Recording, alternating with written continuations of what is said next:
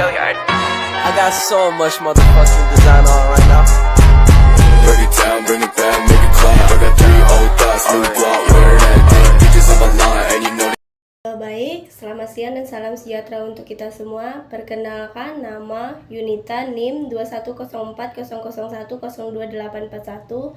Baik, di sini saya akan menjelaskan kasus tentang petun yang dianggap merugikan negara. Tugas ini disampaikan dan diberikan oleh Bu Genovepa Sedia SHMH dari Makul Petun. Baik, di sini yang akan saya bahas adalah permasalahan atau kasus sengketa TKD 2 desa yang saling mengklaim bahwa itu merupakan tanah miliknya, yaitu Desa Gunung Sari dan Desa Gading Rejo, Jember. Yang awal mulanya permasalahan tersebut adalah ternyata dari sewa-menyewa dari seorang petani, yaitu Pak Munir, seorang petani dari Desa Gading Rejo, kepada Kepala Desa Gading Rejo itu sendiri.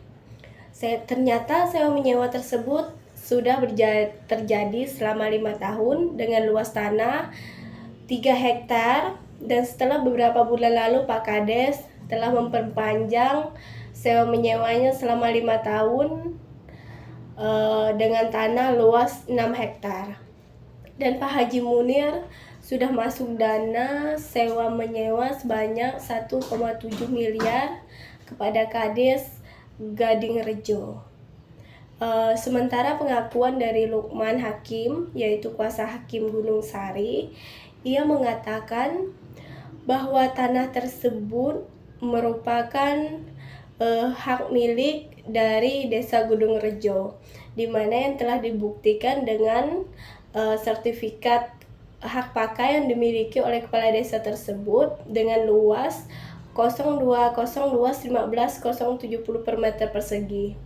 Di sini yang Pak Munir sebagai sewa penyewa tentunya tidak terima dengan pengakuan dari Desa Gunung Sari yang mengatakan bahwa tanah milik desanya ataupun tanah yang disewa oleh Pak Munir itu merupakan milik Desa Gunung Sari.